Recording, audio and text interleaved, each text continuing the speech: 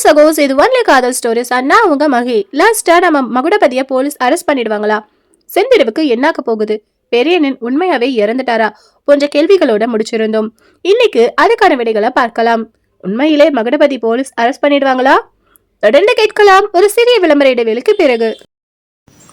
This video is sponsored by Buymote. Buymote அப்படின்றது Amazon, Flipkart போன்ற online வர்த்தகங்கள் செய்யக்கூடிய ஒரு அமைப்பு தாங்க. நம்ம கம்மியான விலையில நமக்கு இந்த Buymoteல கிடைக்குதுங்க. பாருங்க, நானும் இதுல பர்ச்சேஸ் பண்ணிருக்கேன். இத்தனை பொருட்களும், அதுவும் பிராண்டட் பொருட்கள் வெறும் 1000 ரூபாயில கிடைச்சது அப்படின்னு சொன்னா நீங்க நம்புவீங்களா? அதுதாங்க நம்ம Buymote. பாருங்க, இன்வாய்ஸ் காப்பி கூட கொடுத்துருக்காங்க. சொன்ன டேட்ல சொன்ன டைம்ல அதுவும் டெலிவரி பண்ணிருக்காங்க. சோ இன்னும் என்ன யோசிக்கிறீங்க? உடனே Buymote ஆப்பை டவுன்லோட் பண்ணுங்க, உங்க பணத்தை சேமிங்க. ஓகே சகோசனை, தொடர்ந்து கதையை கேட்கலாம். கார்குட கவுண்டர் டார்ச் லைட்டுடன் போன பிறகு சற்று நேரம் வரையில் மகுடபதி சிந்தனா சக்தியை இழந்திருந்தான். சிறிது சிறிதாக அவனுடைய மனம் யோசிக்கும் சக்தியை பெற்றது. இன்று காலையில் அவன் கிராமத்திலிருந்து கிளம்பிய போது அன்று இரவுக்குள் தனக்கு இத்தகைய சம்பவங்கள் நேரும் என்று யாராவது சொல்லியிருந்தால் இடி இடி என்று சிரித்திருப்பான். அவ்விதம் சொன்னவனை பைத்தியக்கார ஆஸ்பத்திரிக்கு போகும்படியும் கூறியிருப்பான். அவனுடைய மனோநிலைமையில் இப்போது பயங்கரம் அதிகமாய் இருந்ததா, அதிசயம் அதிகமாய் இருந்ததா, அல்லது கவலைதான் அதிகமாய் இருந்ததா என்று சொல்வதற்கில்லை. சிந்துருவை பற்றி எண்ணிய போது உள்ளத்தை கவலை மீறியது. ஐயோ பாவம், பாவிகள் அவளை எங்கே கொண்டு போனார்களோ, என்ன செய்ய போகிறார்களோ, பலவந்தமாக கல்யாணம் நடந்து விடுமோ? அந்த தீரப்பெண் அதற்கு சம்மதிப்பாளா? சம்மதிக்காமல் அடம் பிடித்தால் என்னென்ன விபரீதங்கள் நேரிடுமோ? சமயத்தில் போய் கல்யாணத்தை தடுத்து அவளை மீட்டு கொண்டு வரும் சக்தியை அந்த கடவுள்தான் எனக்கு தருவாரா என்ற எண்ணங்கள் அவன் மனதில் ஓடிக்கொண்டிருந்தன. தான் இன்னும் உயிரோடு இருப்பதே கடவுளுடைய செயல்தானே. தன்மேல் பாய வேண்டிய கத்தி அல்லவா பெரியனன் மேல் பாய்ந்துள்ளது. ஆஹா, சத்தியாகிரகம், அஹிம்சை என்றெல்லாம் பேசுகிறோமே, உண்மையான அஹிம்சா தர்மி சத்தியாகிரகி பெரியனன் அல்லவா? தன்னுடைய உயிரை இன்னொருவருக்காக கொடுக்க துணிந்தாரே. ஆனால் பெரியண்ணன் நிஜமாகவே இறந்து போய்விட்டாரா? தன் பக்கத்தில் இருக்கும் பெரியனின் உடல் உயிரற்ற சவமா? ஒரு கத்தி குத்தினால் பிராணன் போயிருக்குமா? உடனே வைத்தியரை கூட்டி வந்து சிகிச்சை செய்தால் ஒருவேளை அவர் பிழைத்தாலும் பிழைக்கலாம் அல்லவா? அடடா பாவிகள், தன்னை இப்படி கட்டி போட்டு போய்விட்டார்களே என்று மனம் குமிறினான். மகுடபதி கட்டை அவிழ்த்துக் கொள்ளும் பொருட்டு இப்படியும் அப்படியுமாக திமிரினான். சோஃபாவும் அவன் கூட வந்ததே தவிர கட்டு அவிழவில்லை. அப்புறம் கையினால் முடிச்சு எங்கே இருக்கிறது என்று தேடத் தொடங்கினான். அப்போது அவனுடைய மனதில், ஆஹா, கிழவனுடைய உயிர் மட்டும் போயிருக்கட்டும், எப்படியாவது பழிக்கு பழி வாங்கியே ஆக வேண்டும். அஹிம்சையாவது மண்ணாங்கட்டியாவது, இப்பேற்பட்ட பாதகர்கள் இப்போ உலகில் இல்லாதபடி செய்வதே எனக்கு பெரிய புண்ணியம் என்று எண்ணினான். கயிற்றின் முடிச்சு எங்கே இருக்கிறது என்று அவன் தேடிய போது பெரியனின் உடல் மீது அவன் கைப்பட்டது. அவனுடைய உடம்பு ஒரு உலுக்கு உலுக்கி போட்டு விட்டது. அது பிரேதமா, உயிருள்ள உடலா? இதை தெரிந்து கொள்ளும் ஆவலில் நடுங்கிக் கொண்டே மறுபடியும் உடம்பை தழுவினான். பிரேதமானால் ஜில்லென்றே இருக்கும் என்று கேள்விப்பட்டிருக்கிறேன். ஆனால் இந்த உடல் சிறிது சூடாக அல்லவா இருக்கிறது என்று யோசித்தான். கவனமாக காது கொடுத்து கேட்டான். மிக மிக லேசாக மூச்சுவிடும் சப்தம் கேட்டது. உடனே மகுடபதியின் பரபரப்பு பன்மடங்கு அதிகமாயிற்று. எப்படியாவது ஓடி போய் டாக்டரை அழைத்து வந்து பெரியண்ணனை காப்பாற்ற வேண்டும். இல்லாவிட்டால் கார்கோட கவுண்டன் போகும்போது சொன்ன வார்த்தைகள் நிஜமாகிவிடும். ஜெயிலுக்கும் போகலாம், அங்கிருந்து தூக்கு மேடைக்கும் போகலாம். இந்த வார்த்தைகளின் அர்த்தம் பளிச்சென்று அவனுக்கு புரியும் போது அவன் உடல் நடுங்கியது. கார்கோட கவுண்டர் போலீசாரை அழைத்து வருவான். தன்னை கைது செய்வார்கள். பெரியண்ணனை கொலை செய்ததற்காக தன் பேரில் கேஸ் நடக்கும். அவர்களே அதற்கு சாட்சியம் சொல்வார்கள். குற்றம் நிரூபணமாகிவிடும். தன்னை தூக்குமேடையில் ஏற்றுவார்கள். தன்னுடைய பேச்சை யாரும் நம்ப மாட்டார்கள். அவர்களின் பேச்சு மட்டும்தான் எடுபடும். பெரியண்ணனுடைய உயிரை காப்பாற்றினால் ஒழிய இதையெல்லாம் நடப்பது தடுக்க முடியும். எனவே விரைவில் ஏதேனும் செய்ய வேண்டும், செந்திருவையும் காப்பாற்ற வேண்டும் என்று எண்ணினான். மகுடபதி வெறி பிடித்தவனைப் போல் அப்படியும் இப்படியுமாக திமிரினான். பட் என்ற சத்தம் கேட்டது. சற்று நிதானித்து பார்த்தபோது அந்த பழைய சோப்பாவின் கால் இவன் இழுத இழுப்பில் முறிந்து விட்டது. அதை தெரிந்து கொண்ட உடனே துள்ளி குதித்து எழுந்தான். கயிற்றை கீழே தளர்த்தி கொண்டு வந்து கடைசியில் கட்டிலிருந்து விடுபட்டான். கிழவனை மறுபடியும் தொட்டு பார்த்தான். சூடு இருந்தது. தட்டு தடுமாறிக்கொண்டு மச்சுப்படியை அடைந்து கீழே இறங்கினான். கீழே நடையில் புகையடைந்த அரிக்கன் லேண்டர் முன்போலவே எரிந்து கொண்டிருந்தது. வாசல் கதவை இழுத்து பார்த்தான், திறக்கவில்லை. வாசற்புறம் கதவை பூட்டிக் கொண்டுதான் அவர்கள் போயிருக்க வேண்டும். ஆகையால் அந்த கதவை திறக்க முயல்வதில் உபயோகமில்லை. கையில் லாந்தரை எடுத்துக்கொண்டு கொல்லைப்புறத்தை நோக்கி விரைந்து நடந்தான். 4 கதவுகளை திறந்து தாழ்பாளையும் திறந்து கொண்டு வெளியே வந்தான். அது சிறு சந்து என்று தெரிந்தது. லாந்தரை உட்புறம் வைத்துவிட்டு கதவை சாத்தி வெளிப்புறம் நாத்தாங்கி போட்டுக்கொண்டு தனக்கு தெரிந்தவரான டாக்டர் புஜங்கராவின் வீட்டை நோக்கி ஓட்டமும் நடையுமாய் சென்றான். சுமார் 1 மைல் தூரம் நடந்து அவன் டாக்டர் புஜங்கராவின் வீட்டை அடைந்த போது நள்ளிரவு இருக்கும். படபடவென்று கதவை தட்டினான். புஜங்கராவ் தேசிய பற்றுள்ள டாக்டர், காங்கிரஸ் அபிமானி. அன்று சாயங்காலம் போலீஸ் தடியடியினால் காயமடைந்த தொண்டர்களுக்கெல்லாம் சிகிச்சை செய்துவிட்டு 1/2 மணி நேரத்துக்கு முன்புதான் அவர் வீட்டுக்கு வந்து படுத்தார். அதற்குள் யாரோ வந்து கதவை இடிக்கவே தொண்டர் யாருக்காவது அபாய நிலை ஏற்பட்டிருக்கிறதா என்று எண்ணிக்கொண்டு விரைந்து வந்து கதவை திறந்தார். மகுடபதியை பார்த்ததும், ஓஹோ, யாரது? மகுடபதியா? நீ எப்போது வந்த? சாயங்காலம் உன்ன ஆளையே காணுமே என்றார். மகுடபதி பதறிய குரலில், டாக்டர் டாக்டர், உடனே வாங்க, ஒரு உயிரை காப்பாத்தணும். அதோட நானும் ஜெயிலுக்கு போகாம தூக்கு மேடைக்கு போகாம நீங்க தான் என்ன காப்பாத்தணும். வாங்க டாக்டர், வாங்க என்று கூறினான். அவனுடைய பதட்டமும் முகத்தில் தோன்றிய பீதியையும் பார்த்து குளறிய வார்த்தைகளை கேட்ட டாக்டருக்கு அவனுடைய மண்டையில் போலீஸ் அடிபட்டதினால் மூளை குழம்பிவிட்டதோ என்ற சந்தேகம் உண்டாயிற்று. மகுடபதி, கொஞ்சம் பொறுமையா இரு. இப்படி உள்ளவா? என்ன விஷயம்? யாருக்கு உடம்பு சரியில்லை? என்ன ஆச்சு? நிதானமா சொல்லு. நிதானமா சொல்றதுக்குள்ள இப்ப நேரம் இல்ல. நீங்க வாங்க சார், பிளீஸ் சார். கிளம்புங்க, போகும்போது எல்லாம் சொல்றேன். என்ன கேஸ்னு தெரியாம எப்படி கிளம்புறது? தெரிஞ்சதானே அதுக்கு தகுந்த ஆயத்தங்களோட நான் வர முடியும். கத்தி குத்து டாக்டர், கத்தி குத்து. பெரியண்ண தெரியுமா இல்லையா? பெரியண்ண அவன்தான். அவரோட மார்பில கத்தி குத்து பட்டிருக்கு. அவருக்கு இன்னும் உயிர் இருக்கு டாக்டர். நீங்க சீக்கிரம் வந்தா அவரை காப்பாத்திடலாம். வாங்க டாக்டர், பிளீஸ் டாக்டர். கத்தி குத்தா? கத்தி குத்து என்றதும் டாக்டருடைய தயக்கம் இன்னும் அதிகமாகிவிட்டது. விவரமாய் சொன்னால்தான் தான் கிளம்ப முடியும் என்றார். அதன் மேல் மகுடபதி அவசர அவசரமாக அன்று சாயங்காலம் முதல் தனக்கு நேர்ந்தவைகளை ஒரு மாதிரி சொல்லி முடித்தான். எல்லாவற்றையும் கேட்டு விஷயத்தை ஒருவாறு தெரிந்து கொண்ட புஜங்கராவ், அப்பா மகுடபதி, இது டாக்டர் கேஸ் மட்டும் இல்ல, இது போலீஸ் கேஸும் கூட. ஏற்கனவே இந்த போலீஸுக்கு நம்ம மேல காண்டு. இதுல இந்த மாதிரி விஷயத்துல எல்லாம் நம்ம போய் மாட்டணும்னு வையேன், முடிஞ்சது, நம்ம கதையை முடிச்சு விட்டுருவாங்க. அதனால முதல்ல போய் போலீஸ் ஸ்டேஷனுக்கு போலாம். அதுக்கப்புறம் அங்கிருந்து போலீஸை கூட்டிட்டு நீ சொன்ன இடத்துக்கு போலாம், சரியா என்று சொன்னார். வேறு வழியே இல்லாமல் மகுடபதி ஒத்துக்கொண்டான். டாக்டர் புஜங்கராவ் மோட்டார் டிரைவர் போய்விட்டபடியால் காரை தாமே எடுத்து மகுடபதியையும் ஏற்றிக்கொண்டு போலீஸ் ஸ்டேஷனுக்கு சென்றார். மகுடபதி மட்டும் போய் மேற்படி கதையை சொல்லியிருந்தானால் என்ன நடந்திருக்குமோ எப்படி ஆயிருக்குமோ தெரியாது. டாக்டரும் கூட போயிருந்தபடியால் ஒரு சப் இன்ஸ்பெக்டரும் 2 போலீஸ் கான்ஸ்டபிளும் டாக்டர் வண்டியில் ஏறி கிளம்பினார்கள். அனுமந்தராயன் சந்தில் குறிப்பிட்ட வீட்டு வாசலில் போய் வண்டி நின்றது. எல்லாரும் அவசர அவசரமாக இறங்கினார்கள். வாசற் கதவு பூட்டியிருந்தது. இந்த வீட்டு மச்சிலேதான் கிழவன் குத்துண்டு கிடக்கிறான். சீக்கிரம் சீக்கிரம் வாங்க வாங்க என்றான் மகுடபதி. கதவு பூட்டி இருக்கிறது. ஓட்ட உடைச்சிட்டா போச்சு. ஓட்ட உடைப்பதற்கு ரூல்ஸ் இல்ல தம்பி. அப்படின்னா வாங்க, கொல்லப்புறத்துக்கு போலாம். கார் மறுபடியும் கிளம்பிற்று. கொல்லைப்புற சந்து ரொம்ப குறுகலா இருந்தபடியால் வண்டியை சற்று தூரத்திலே நிறுத்திவிட்டு இறங்கி நடந்தார்கள். மகுடபதி எல்லாருக்கும் முன்னால் விரைவாக ஓடினான். மற்றவர்கள் வருவதற்குள் வெளி நாத்தாங்கியை கலற்றி கதவை திறந்து உள்ளே போய் அவன் வைத்த இடத்திலே இருந்த அரிக்கன் லாந்தரை தூண்டிவிட்டு எடுத்துக்கொண்டான். எல்லாரும் வீட்டினுள் பிரவேசித்து வாசல் கடைக்கு வந்து மச்சு மேலும் ஏறினார்கள். மகுடபதி பெரியண்ணன் உயிர் இருக்கிறதா இல்லையா என்று அசாத்திய கவலையுடன் மச்சு ஏறியதும் லாந்தரை தூக்கி பிடித்து பார்த்தான். அவனுடைய இருதயம் ஒரு நிமிடம் நின்றே போயிற்று. ஏனெனில் சோஃபாவுக்கு பக்கத்தில் அவன் எதிர்பார்த்த இடத்தில் பெரியண்ணனுடைய உடலை காணவில்லை. ஹாலில் சுற்றுமுற்றும் பார்த்தான், எங்கும் காணவில்லை. ஓடி போய் தான் ஒளிந்திருந்த அறைக்குள் பார்த்தான், அங்கும் இல்லை. சோஃபாவுக்கு பக்கத்தில் சென்று தரையில் இரத்தக்கரை இருக்கிறதா என்று குனிந்து தேடினான், அதுவும் இல்லை. சற்றென்று பெரியண்ணன் சமகாலத்தில் விழுந்து கிடந்தான் என்பது நினைவு வந்தது.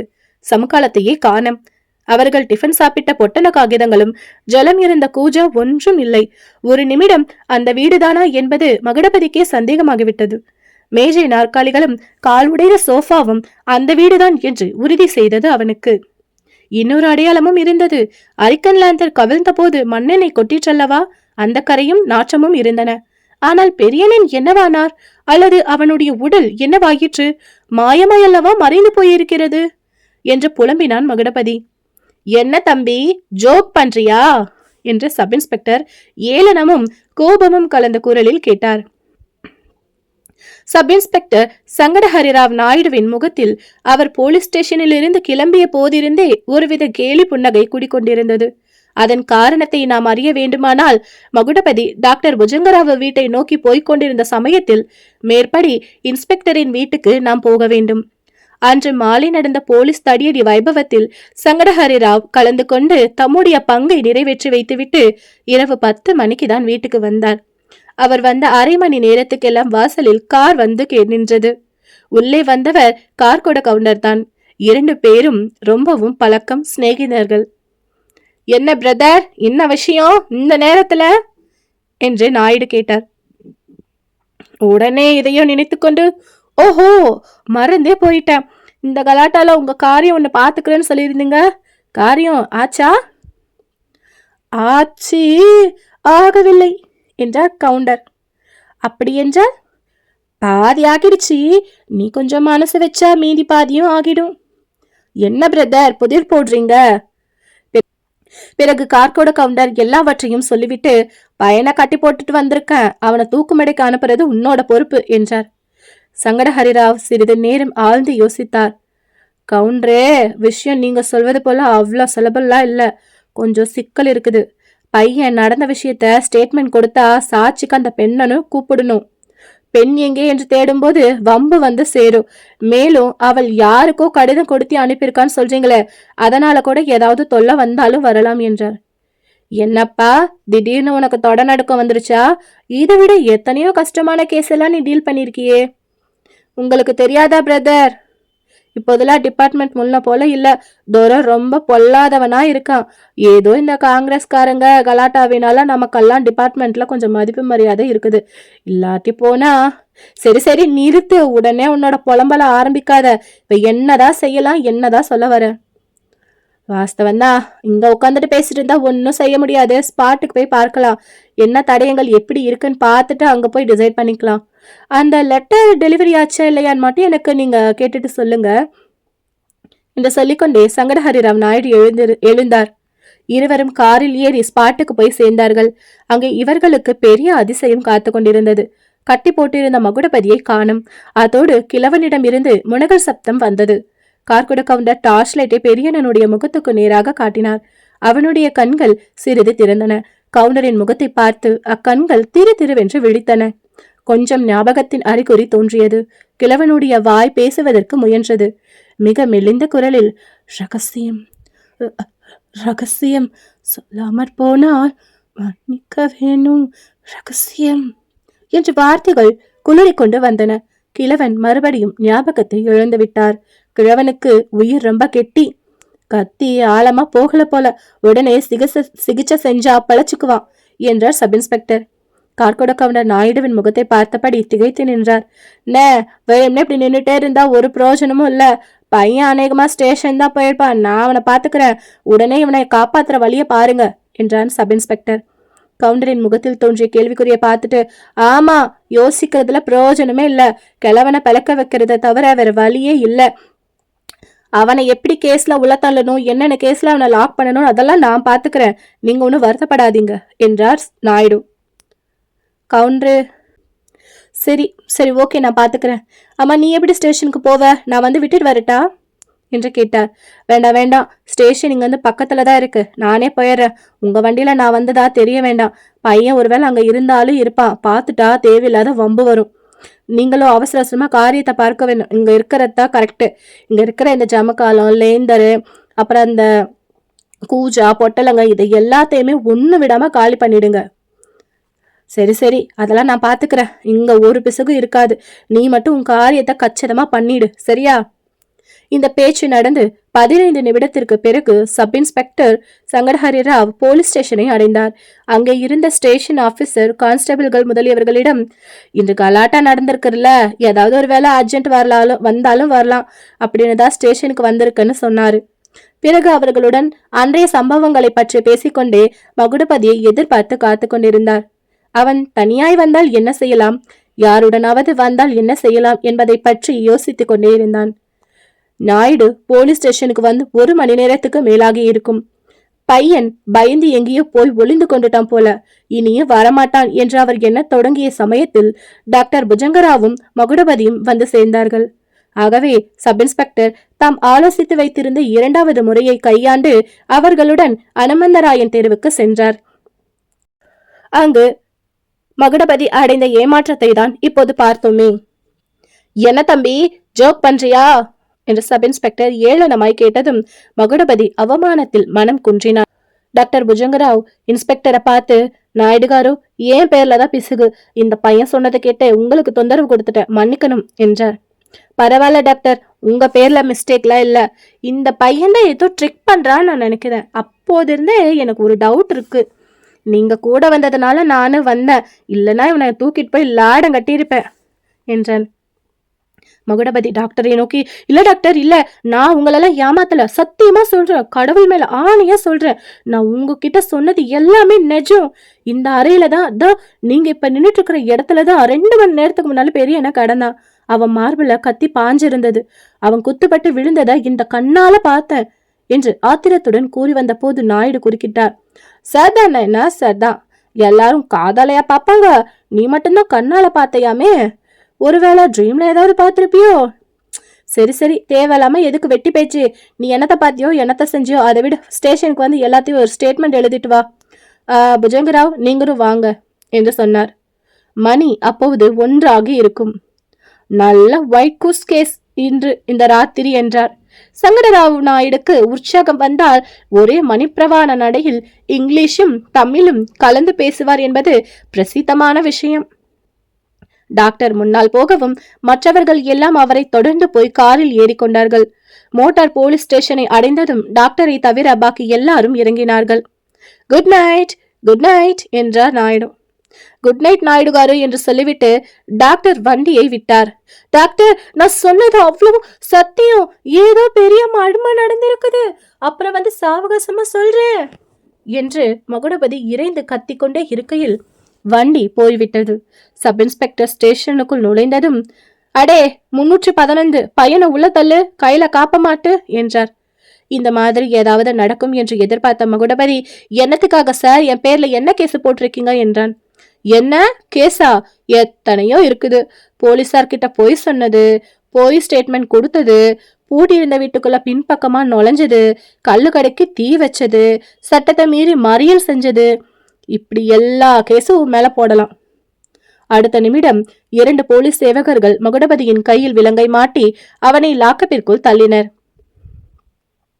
மகுடபதியை போலீஸ் லாக்கப்பிற்குள் தள்ளி அடைத்த போது இரவு சுமார் 2 மணி இருக்கும்.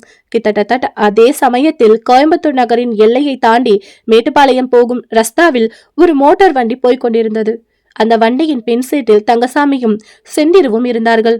டிரைவருடைய ஆசனத்தில் கார்கோட கவுண்டர் உட்கார்ந்து வண்டி ஓட்டி கொண்டிருந்தான். செந்திருவுக்கு முன்னமே சுய பிரஜையை உண்டாகிவிட்டது.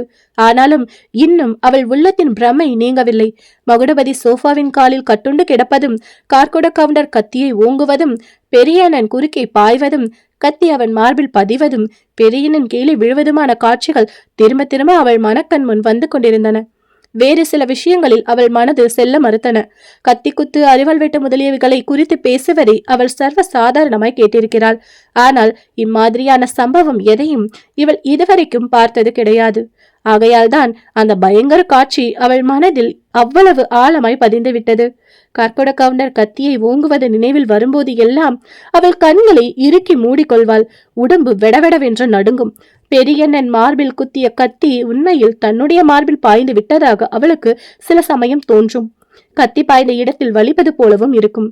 காரில் வேகமாய் சென்றபோது இரவு நேரத்தில் குளிர்ந்த காற்று வீரென்று அவளுடைய முகத்தில் அடிக்க தொடங்கியது. இதனால் சிறிது சிறிதாக அவளுக்கு சிந்திக்கும் சக்தி ஏற்பட்டது. தன் காரில் போவதும், தன் பக்கத்தில் தங்கசாமி உட்கார்ந்திருப்பதும் மெதுவாக மனதில் வந்தன. கார் எங்கே போகிறது என்ற கேள்வி எழுந்தது. சுற்றுமுற்றும் சாலையை பார்த்தால் இருட்டாய் இருந்தாலும் அது மேட்டுப்பாளையம் போகின்ற சாலை என்று ஒருவாறு தெரிந்து தன்னை சிங்கமேட்டுக்குத்தான் கொண்டு போகிறார்கள் என்று எண்ணிக்கொண்டாள். அப்புறம் கொஞ்சம் கொஞ்சமாக அன்று காலையிலிருந்து நடந்த சம்பவங்கள் நினைவுக்கு வந்தன. அவையெல்லாம் உண்மையாக நடந்தவைதானா என்று அடிக்கடி சந்தேகம் உண்டாயிற்று. அந்த வீட்டில் தான் மூச்சை அடைந்து விழுந்த பிறகு என்னதான் நடந்திருக்கும்? பெரியண்ணன் செத்து போயிருப்பானா? ஒருவேளை பிழைத்திருப்பானா? ஐயோ பாவிகள், அந்த அழகிய வாலிபரையும் என்று எண்ணினாள். இச்சமயத்தில் ஏதோ மங்கிய கனவில் கேட்டது போல் பின்வரும் பேச்சுவார்த்தைகள் அவள் நினைவுக்கு வந்தன. பையனை என்ன செஞ்சீங்க? செய்கிறது என்ன, சோஃபாவின் காலோட தான் கட்டியிருக்கேன், பத்திரமா இருக்கான். பையனை ஒரு மாசத்துக்குள்ள தூக்குமடிக்கு ஏத்திடுவாங்க. அனுப்பாம போனா நான் கல்லு பெட்டி சின்னமுத்தி கவுண்டன் பையன், கார்குட கவுண்டன் இல்ல. பையன் நடந்ததெல்லாம் சொல்லிட்டா நான் சொல்றத நம்புவானா இல்ல அவன் சொல்றத நம்புவாங்களா? இந்த பெண் சாட்சி சொன்னா, அடைச்சி பைத்தியமே, இவளுக்கு கூட பயப்படுற? இனிமே இவளை யாரு வெளியே விட போறா? நம்மள மீறி இவ சாட்சி சொல்லிடுவாளா இல்ல நான் விட்டுருவனா? போலீஸ் உளவு விசாரித்தால், போலீஸ் போலீஸ் போலீஸ் போலீஸ் என்று அடிச்சுக்காத. போலீஸ் எல்லாம் என் கைக்குள்ள இருக்காங்கன்னு தெரியாத உனக்கு? நீ பேசாம இரு, நான் எல்லாத்தையும் பாத்துக்கிறேன். இவ்விதம் தன் சித்தப்பாவின் குரலும் கள்ளிப்பட்டி கவுண்டருடைய குரலும் கேட்டது, பேசியது அவளுக்கு நினைவுக்கு வந்தது. அவளுக்கு லேசாக நினைவு வந்ததும் அவர்கள் எங்கே இவ்விதம் பேசினார்கள், தான் எங்கே இருந்து அந்த பேச்சை கேட்டோம் என்பதை செந்திரு எண்ணினாள். செந்திரு கண்களை இறுக்கி மூடிக்கொண்டு யோசனை செய்யும் போது அனுமந்தராயன் தெரு வீட்டிலிருந்து தன்னை வேறொரு வீட்டில் கொண்டு போய் போட்டதும், அங்கே ஒரு கட்டிலில் தான் கொஞ்ச நேரம் கிடந்ததும் பூர்வ ஜென்மத்து ஞாபகம் போல் நினைவுக்கு வந்தன. அந்த வீட்டில் தான் கட்டிலில் படுத்து கிடந்த போதுதான் தனக்கு உணர்வு வந்துவிட்டது என்பதை அறியாமல் அவர்கள் இவ்விதம் பேசிக் கொண்டிருந்திருக்க வேண்டும். அந்த சம்பாஷணையை துண்டு துண்டாகவும் விட்டுவிட்டும் நினைவு வந்த அந்த சம்பாஷணையை செந்திரு அடிக்கடி சிந்தனை செய்தாள். அதனுடைய கருத்து இன்னதென்பது அவள் அறிந்து கொள்ள கொஞ்ச நேரம் பிடித்தது. விஷயம் இன்னதென்று தெரிந்த போது அவளுக்கு உண்டான பயத்துக்கும் ஆத்திரத்திற்கும் அளவே இல்லை. பெரியண்ணனை கொன்றதாக அந்த காந்தி குள்ளார் மேல் கொலை குற்றம் சாட்ட போகிறார்கள். அந்த குற்றத்துக்காக அவரை தூக்கில் போட போகிறார்கள். ஆகா, இப்பேற்பட்ட பாதகம், என்ன பயங்கரமான அக்கிரமம்! இதை நினைக்க நினைக்க செந்திருவின் அறிவு விரைவாக தெளிந்து வந்தது. அந்த அக்கிரமத்தை தவிர்க்க கூடியவள் தான் ஒருத்திதான் என்பதை அவள் உணர்ந்தாள். பெரியண்ணன் இன்னொருவர் கையினால் குத்தப்பட்டதை அவள் கண்ணால் பார்த்திருக்கிறாள். கோர்ட்டில் அவள் போய் சொன்னால் நிச்சயமாக அந்த காந்தி மனுஷனுக்கு தண்டனை விதிக்க மாட்டார்கள். இதை எப்படியாவது தான் நிறைவேற்ற வேண்டும் என்று அவள் பல்லை கடித்துக்கொண்டு தீர்மானித்தாள். அதற்கு எத்தனையோ காரணங்கள் இருந்தன.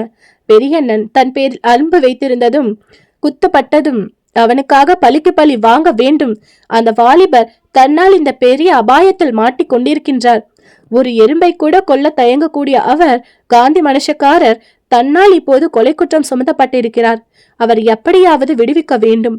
கார்கோட கவுண்டரை தான் மணந்து கொள்வது என்பது அதுவும் இந்த ராத்திரிக்கு பிறகு ஒரு நாளும் இயலாத காரியம். அந்த பாவி கொலைக்காரன் இன்னும் இந்த உலகத்தில் இருந்தால் என்னென்ன துக்கிரகங்கள் செய்வானோ? அந்த அழகிய வாலிபரை அல்லவா இவன் தூக்குமடையில் பார்ப்பதாக சொன்னான். அதற்கு பதிலாக இவனை தூக்குமடைக்கு அனுப்புவதே தன் லட்சியம் என்றாள்.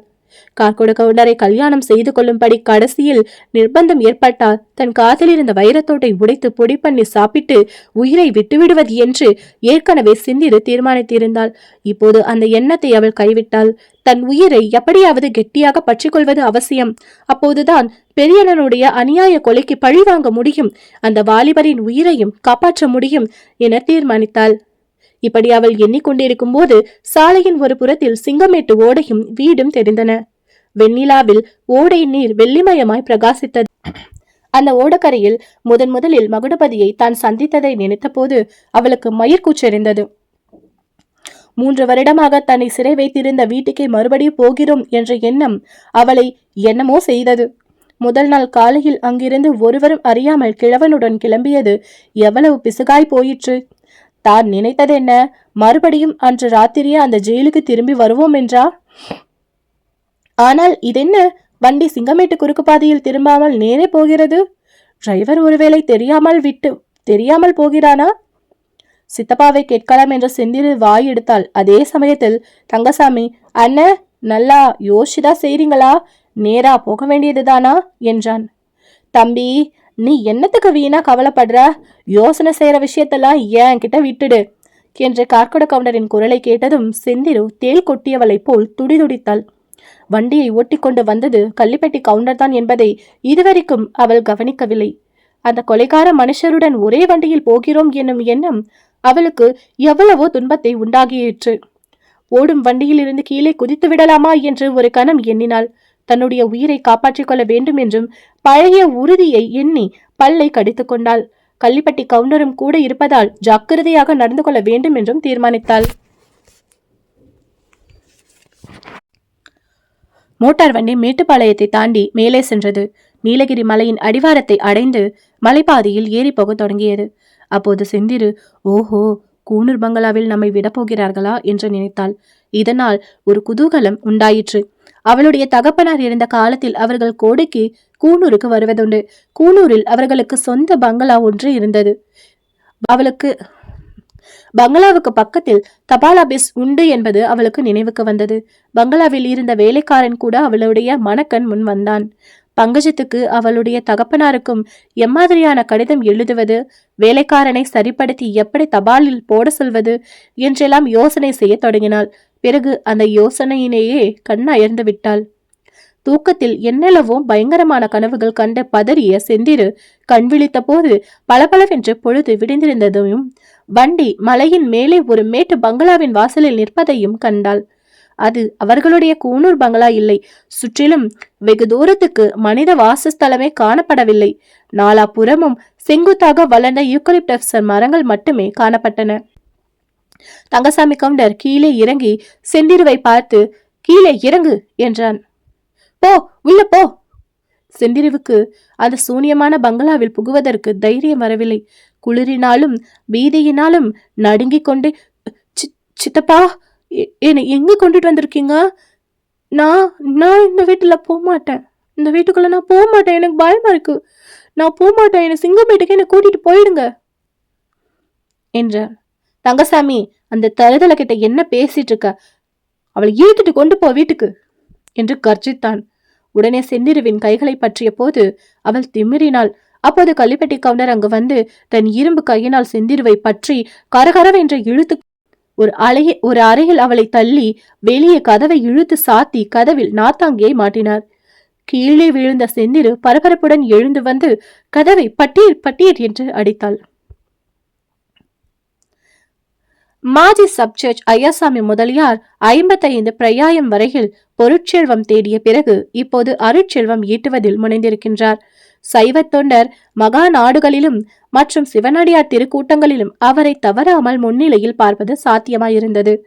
வீட்டுக்குள்ளே பெண்களை பூட்டி வைப்போம் என்னும் விந்தை மனிதர் கூட்டத்தை அவர் சேர்ந்தவர் அல்ல. சைவ திருக்கூட்டங்களுக்கும் அவர் தமது இள கிழத்தியையும் குழந்தைகளையும் அழைத்து போவதுண்டு.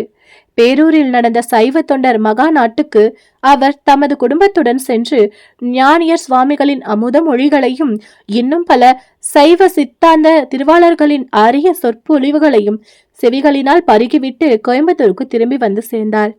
கோயம்புத்தூரில் ஐயாசாமி முதலியாரின் பங்களா அமைதியான சுகவாசத்துக்கு என்று அமைந்தது என்று சொல்லலாம்.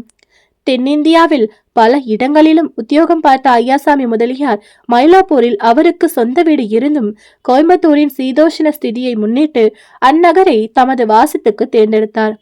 அப்படிப்பட்டவர் நல்ல பங்களாவாகத்தான் தேர்ந்தெடுத்திருப்பதில் வியப்பொன்றும் இல்லையே. அந்த விஸ்தாரமான அழகிய பங்களாவில் அவருடைய குடும்பத்தை சேர்ந்த ஒவ்வொருவருக்கும் தனி அறை இருந்தது. அவற்றில் பங்களாவின் முகப்பு அறைகள் 2இல் 1 பங்கஜத்தினுடையது. ஐயாசாமி முதலியாரின் அறைக்கு அடுத்தபடியாக பங்கஜத்தின் அறையில்தான் புத்தகங்கள் அதிகமாக இருக்கும். 5வது பாரத்தில் பங்கஜத்தின் படிப்பை முதலியார் நிறுத்திவிட்டார். அதற்கு பிறகு அவளுடைய அறிவை விசாலிக்க செய்யும் பொறுப்பை தாமே ஏற்றுக்கொண்டார். ஒரு பக்கத்தில் முதலியார் பங்கஜத்துக்கு சைவ சமய அறிவையும் தமிழ் இலக்கிய சுவையையும் ஊட்டிக் கொண்டிருக்கையில் மற்றொரு பக்கம் அச்செல்வி சர்க்குலேட்டிங் லைப்ரரியிலிருந்து நாவல்கள் வாசித்து தள்ளி கொண்டிருந்தாள். இதுவரையில் சுமார் 300 நாவல்கள் வாசித்திருப்பாள். அதனால் தானே ஒரு நாவல் எழுதவும் ஆரம்பித்திருந்தாள். அதில் 3/4 பங்கு எழுதி கதாநாயகனையும் கதாநாயகியையும் மிகவும் ரசமான ஒரு கட்டத்தில் கொண்டு வந்து விட்டிருந்தபடியால் பேரூரில் அவள் செவிகள் ஒரு பக்கம் சைவ சொற்பொழிவுகளை கேட்டுக்கொண்டே இருக்கையில் இன்னொரு பக்கம் அவளுடைய மனம் வீட்டில் விட்டு வந்திருந்த நாவல் கையெழுத்து பிரதிக்கு திரும்ப திரும்ப போய்கொண்டிருந்தது. எனவே அன்று காலையில் பேரூரிலிருந்து திரும்பி பங்களாவுக்கு வந்து சேர்ந்ததும் பங்கஜம் அவசர அவசரமாக தன்னுடைய அறையை திறப்பதற்கு போனாள். பங்களாவில் தோட்ட வேலை, மேஜை, நாற்காலிகளை துடைக்கும் வேலை என்று எல்லாவற்றிற்கும் மருத கவுண்டன் என்று ஒருவன் இருந்தான். அவன் கையில் மேஜை துடைக்கும் துணியுடன் பங்கஜத்தின் பின்னோடு வந்து, சாவியை இங்க கொடுங்கம்மா, நான் திறக்கிறேன், எல்லாம் நானே திறந்துக்கிறேன் என்ற பங்கஜம் பூட்டை திறந்தாள். வழக்கம் போல் சுலபமாக திறக்காமல் சாவி சுழல்வதற்கு கஷ்டப்பட்டது. இது என்ன, யாராவது பூட்டை மறுசாவி போட்டு திறந்தார்களா என்று கேட்டுக்கொண்டே பங்கஜம் அழுத்தி திறந்தால் பூட்டும் திறந்து கொண்டது. மருதன் அப்போது சொன்னான், அது எப்படிம்மா அப்படி சொல்ற, இங்க எவன் மறுசாவி போட்டு திறக்கிறவன் என்று கேட்டுக்கொண்டே பங்கஜத்தின் பின்னோடு அறைக்குள் நுழைந்து மேஜை, நாற்காலியையும் புத்தகங்களையும் மலமளவென்று தட்டத் தொடங்கினான். ஒரே தூசா இருக்குது, தட்டதுக்கு அப்புறம் வந்தா நல்லா இருக்குமேமா.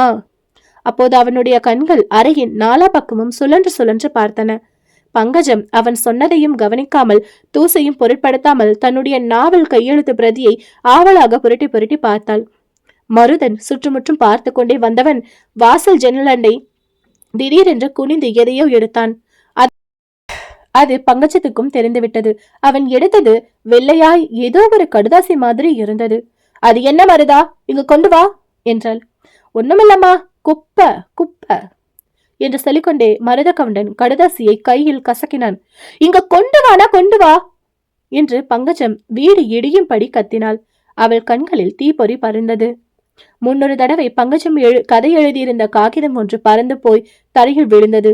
அதை வீடு கூட்டுகிறவள் குப்பை தொட்டியில் கொண்டு போய் போட்டுவிட்டாள். அது முதல் எந்த காகிதமானாலும் அதை வேலைக்காரர்கள் தொட்டால் பங்கஜத்துக்கு பிரமாதமான கோபம் வந்துவிடும். மருதன், ஏமா கோச்சுக்கிற, இந்தா என்று கொடுத்தான். பங்கஜம் அதை வாங்கி பிரித்து படித்தாள். படிக்கும்போதே அவளுடைய முகத்தில் எல்லையற்ற ஆச்சரியத்தின் குறிகள் உண்டாயிற்று. முட்டாள், இத போய் கசக்கி எறிய பாத்தியா என்று சொல்லிக்கொண்டே அவள் மருதன் இருந்த இடத்தை நிமிர்ந்து பார்த்தான். அங்கே அவனை காணவில்லை.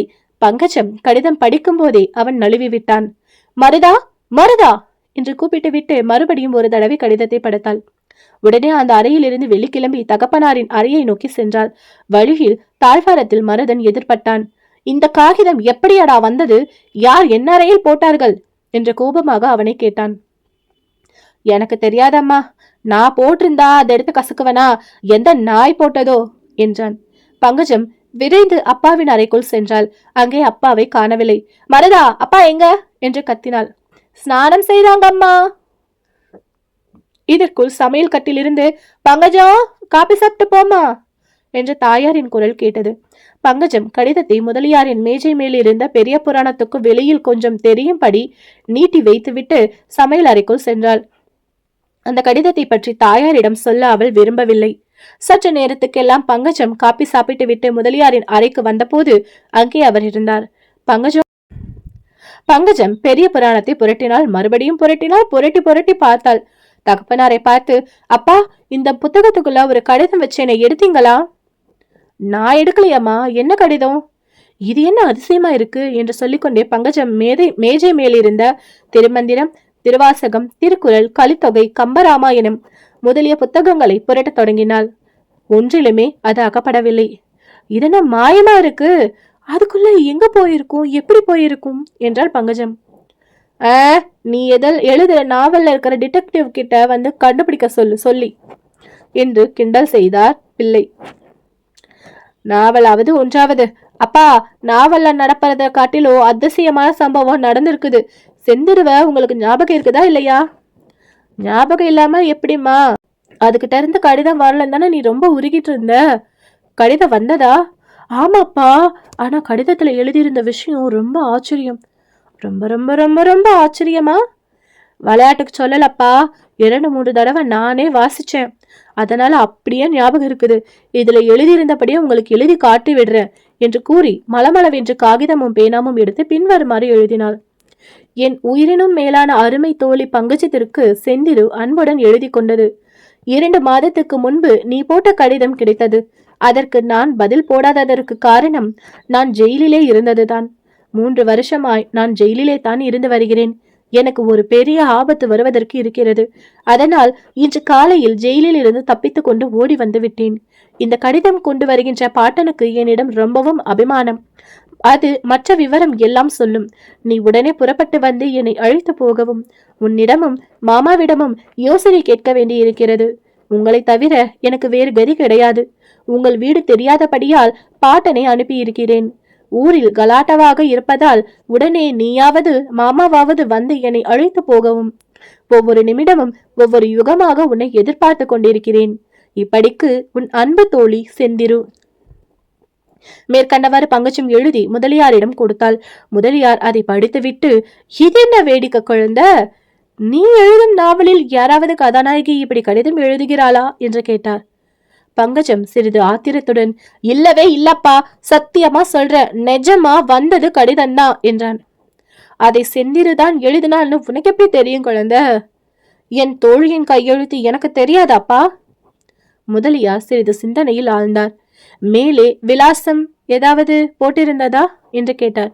கோயம்புத்தூர் என்ன போட்டிருந்துச்சு, தேதி போட்டிருந்ததா ஞாபகம் இல்லப்பா. சரி, கடிதம் எங்கதான் போயிருக்கும், ஆனா உன்கிட்ட அது எப்படி வந்தது? அதை நீ சொல்லவே இல்லையே. பங்கஜம் விவரமாக சொன்னாள். மருதா, மருதா என்று முதலியார் கூப்பிட்டார். மருதன் வரவில்லை. மருதன் வீட்டிலேயே இல்லை என்று தெரிந்தது. அப்போது மருதன் அந்த பங்களா இருந்த சாலை முனைக்கு அப்பால் ஒதுங்கி நின்ற மோட்டார் வண்டியின் டிரைவரிடம் ஒரு கடிதத்தை கொடுத்து கொண்டிருந்தான். டிரைவர் அதை வாங்கி கொண்டு அவனிடம் 50 ரூபாய் நோட்டை கொடுத்தான். இந்த 50 ரூபாய் என்னத்துக்கு ஆச்சு, எனக்கு வேலையே போயிடும் போல இருக்கு என்றான் மருதன். வேலை போனா என்ன, நேரா கள்ளிப்பட்டி கார்கோ கவுண்டர் வீட்டுக்கு வந்துரு, வேலை கொடுத்துருவாரு என்றான் டிரைவர். காணாமற் போன கடிதம் வீடெங்கும் தேடி பார்த்தும் அது அகப்படவில்லை. மார்க்கெட்டுக்கு போய்விட்டு வந்ததாக சொன்ன மருத கவுண்டனை கேட்டாலும் அதற்கு எனக்கு தெரியாது என்ற விடையே அவன் சொன்னான். ஐயாசாமி முதலியார் அத்துடன் அதை மறந்துவிட்டு சைவ சித்தாந்த பத்திரிகைக்கு தாம் எழுதி வந்த 11ஆம் திருமுறை ஆராய்ச்சியில் இறங்கியிருப்பார். அதற்கு பங்கஜம் இடம் கொடுக்கவில்லை. அவள் நாவல் எழுதுவதை கூட விட்டுவிட்டாள். ஏற்கனவே செந்திருவின் பேரில் அவளுக்கு வாஞ்சையோடு இப்போது அவளை பற்றிய மர்மத்தை அறியவும் ஆவலும் சேர்ந்து கொண்டது. அப்பாவை நச்சு பண்ண தொடங்கினாள். கேளுங்கப்பா, நாங்க 2nd ஸ்டாண்டர்ட் படிக்கும் போதே ஒரு நாள் என்னை விட செந்திரு அதிகமா மார்க் வாங்கிட்டான். அதுக்காக அவ ஒரு நாள் ஃபுல்லா உட்காந்து அழுதுகிட்டே இருந்தா. அடுத்த நாள் வேணும்னே கணக்க தப்பா போட்டு என்னை விட கம்மியா மார்க் வாங்கிட்டா. அவ வீட்டுல ஏதாவது பணியாரம் பண்ணா நான் வந்து சாப்பிட்டாதான் அவ சாப்பிடுவா. நான் புது ட்ரெஸ் போடலன்னா அவளும் போட மாட்டா. கோயிலுக்கு போனா எனக்காக தான் முதல்ல அவ கும்பிட்டுக்குவா. இப்படிலாம் பிராண தோழியா இருந்தவளுக்கு இப்போது ஒரு கஷ்டம் வந்திருக்கும் போது அதை தெரிஞ்சு கொண்டு ஏதாவது பரிகாரம் செய்யாமல் இருக்கிறது நான் என்னத்துக்கு, இந்த உயிர் தான் என்னத்துக்கு என்று இப்படியெல்லாம் தொணதொணவென்று பேசி முதலியாரின் பிராணனை வாங்கினாள். செல்ல பெண்ணாகிய பங்கஜத்தின் மனம் உண்மையாகவே கவலையில் ஆழ்ந்திருக்கிறது என்பதை முதலியார் கண்டபோது ஏதாவது செய்துதான் ஆக வேண்டும் என்று தீர்மானித்தார். இன்னது செய்வது என்பது தெரியவில்லை. எனவே அவருடைய நண்பரான police deputy superintendent Ran Bahadur Sanganatham பிள்ளையிடம் யோசனை கேட்பது என்பது தீர்மானித்தார். இங்கு ராவ் பகதூர் சங்கநாதம் பிள்ளை போலீஸ் இலாக்காவிலும் பொது ஜனங்களிடமும் ரொம்ப பெயர் வாங்கினவர். இலாக்காவில் அவரை திரிசங்கு பிளவர் என்று சொல்வதுண்டு. ஜனங்கள் சாதாரணமாக லஞ்சநாதம் என்று அவரை அழைப்பார்கள். அவருக்கு ராவ் பகதூர் பட்டம் எப்படி வந்ததென்றால், கொல்லிமலை பக்கத்தில் ஒரு பிரசித்தி பெற்ற கொள்ளைக்காரரை பிடிக்க போய் உயிருடன் திரும்பி வந்த வீரத்துக்காகத்தான். அதாவது அவருடன் போன போலீஸ் ஹெட் கான்ஸ்டபிள் ஒருவர் கொள்ளைக்காரனுடன் நேருக்கு நேர் நின்று துப்பாக்கியால் சுட்டபோது கொள்ளைக்காரன் கடும் காயம் அடைந்தான். அத்துடன் கான்ஸ்டபிள் சுடப்பட்டு இறந்து விட்டார். அவர் மனைவிக்கு மாதம் 9 ரூபாய் பென்ஷன் கிடைத்தது. சங்கநாதம் பிள்ளை சற்று தூரத்தில் மரத்தின் மறைவில் நின்று தப்பிக்கொண்டு திரும்பியபடியால் கொள்ளைக்காரனை பிடித்ததற்காக பிரமோஷனும் ராவ் பகதூர் பட்டமும் கிடைத்தன. அவருக்கு திரிசங்கு பிள்ளை என்று பெயர் ஏன் வந்தது தெரியுமா? இவர் ஏக காலத்தில் இகத்தையும் பரத்தையும் தேடிக்கொள்ள முயல்வாள், அதனால்தான். சங்கநாதம் பிள்ளை சைவ தொண்டர் மகா நாடுகளில் சொற்பொழிவு நிகழ்த்த ஆரம்பித்தார் எனில் சபையில் சிறிது நேரத்துக்கெல்லாம் சாதாரணமான சபை தலைவரையும் மகாநாட்டு காரியஸ்தர்களையும் தவிர யாரும் இருக்க மாட்டார்கள். சில சமயம் வேடிக்கையாகவும் சொல்வதுண்டு. காங்கிரஸ் கூட்டங்களை கலைக்கணும்னா சங்கநாதம் பிள்ளைய அனுப்பினாலே போதும், குண்டாந்தடிக்கு கூட பயப்படாத ஜனங்க அவங்களோட சொற்பொழிவுக்கு பயந்து ஓடி போவார்கள் என்று. அப்படிப்பட்ட சங்கநாதம் பிள்ளையின் பிரசங்கத்தை கடைசி வரையில் இருந்து ஆர்வத்தோடு கேட்டு பாராட்டுகிறவர் தான் நமது ஐயாசாமி. அவர் பேசுகிற வரையில் பங்கஜமும் சபையிலிருந்து எழுந்து போக முடியாதபடியால் ஸ்திரீகள் பகுதியில் அவளும் சிவனே நின்று தன்னுடைய நாவலின் அடுத்த அத்தியாயத்தை பற்றி சிந்தனை செய்து கொண்டு உட்கார்ந்திருப்பாள். இப்படியாக அப்பா பெண் இருவருக்கும் நன்றி கடன் பட்டவரான ராவ் பகதூர் சங்கநாதன் பிள்ளை அவர்களுடைய வீட்டுக்கு வந்து சேர்ந்தார். முதலில் அவர்கள் செந்திருவை பற்றியும் மர்மமாக மறைந்த கடிதத்தை பற்றியும் சொன்னதையெல்லாம் அவர் காதில் சரியாக வாங்கிக் கொள்ளவே இல்லை. பேரூரில் தாம் நிகழ்த்திய சொற்பொழிவை குறித்து அவர்களுடைய அபிப்பிராயத்தை அறிவதிலேயே ஆவலாயிருந்தார்.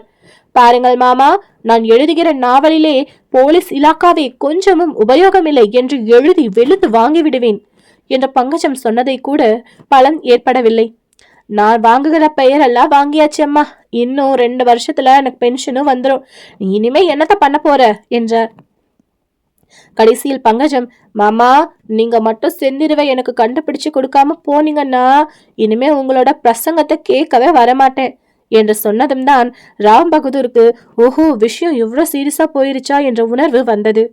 பிறகு பங்கஜத்தை எல்லா விவரமும் சொல்ல செய்து கவனமாக கேட்ட பிறகு, சிங்கமேட்டு கவுண்டர் காரியங்கள் அவ்வளவா சரியில்லைன்னு எனக்கும் கேள்விப்பட்டேன், விசாரிக்க வேண்டிய விஷயம்தான் என்று ஒப்புக்கொண்டார்.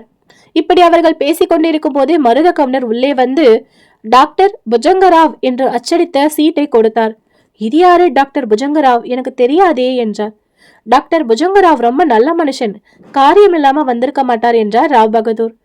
டாக்டர் புஜங்கராவ் உள்ளே வந்ததும் சங்கநாதன் பிள்ளையை பார்த்து திடுக்கிட்டார். அப்போது பிள்ளை, என்ன டாக்டர், ஏது இவ்வளவு சாவகாசம், சத்தியாகிரகம் எல்லாம் ஒரு மாதிரி தீர்ந்து போய்விட்டதாக்கும் என்றார். சத்தியாகிரகம் ஒரு மாதிரி தீர்ந்து போனது போலத்தான், ஆனா எனக்கு இன்னும் பல நாளைக்கு ஜோலி வச்சிருக்கீங்களே. மண்ணை உடைஞ்சவனும் முழங்கால் சில்லு போந்தவனும் எலும்பு ஒடிஞ்சவனும் 15 பேருக்கு மேல சிகிச்சை செய்யணும் என்றார் டாக்டர். டாக்டர் புஜங்கராவ் பின்னர் ஐயாசாமி முதலியாரிடம் தனியாக கொஞ்சம் பேச வேண்டும் என்று தெரிவிக்க இருவரும் எழுந்து அடுத்த அறைக்கு போனார்கள். 5 நிமிஷத்துக்கெல்லாம் அவர்கள் திரும்பி வந்தார்கள். என்ன ஆச்சரியம் பிள்ளைவாள், நாம பேசிக்கொண்டிருந்த விஷயமா தான் டாக்டரும் வந்திருக்கார் என்றார். பிறகு டாக்டர் புஜங்கராவ் அன்றிரவு மகுடபதி தன்னிடம்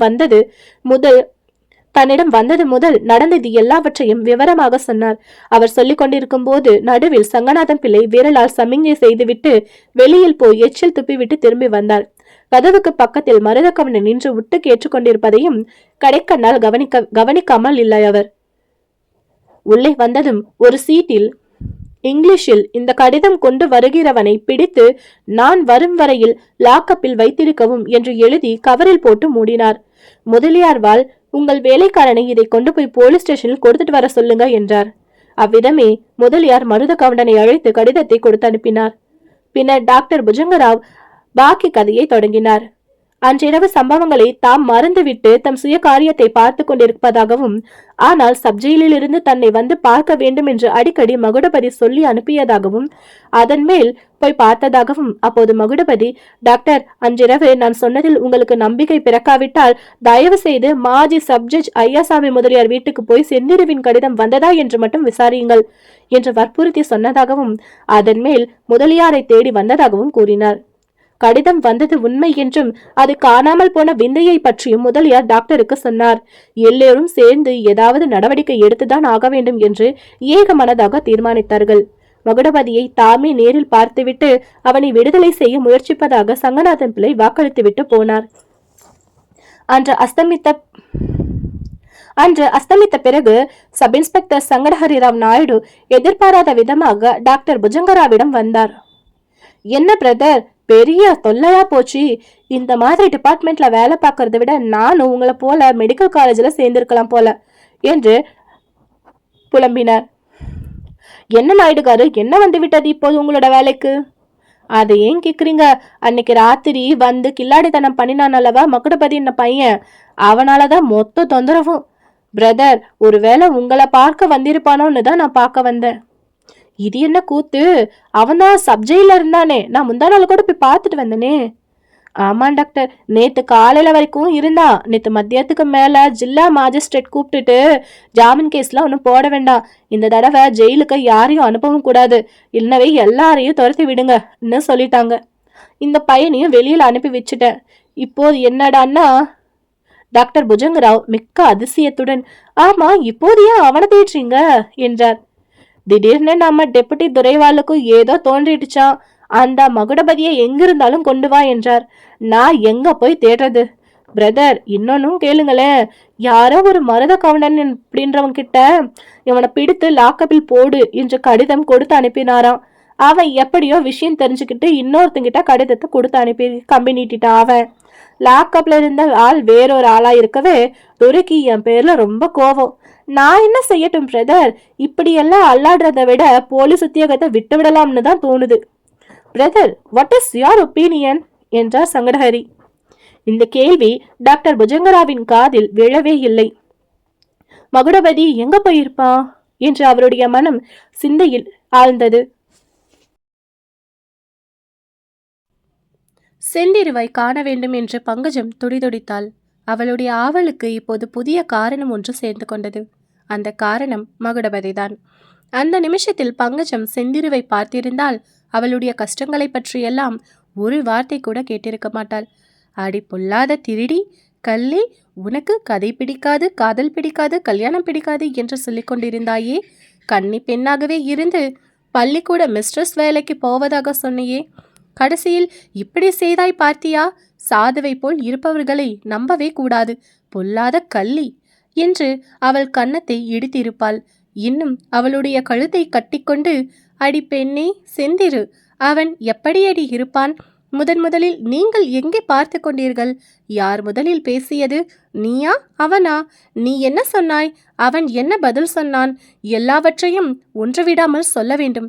இல்லாவிட்டால் உன் தலையில் 3 குட்டு விடுவேன் என்று உண்மையாகவே தலையில் குட்டி காட்டியிருப்பாள். இப்படியாக செந்திருவிடம் பேச வேண்டும், கேட்க வேண்டும் என்றெல்லாம் பங்கஜத்துக்கு ஆவல் பொங்கியது.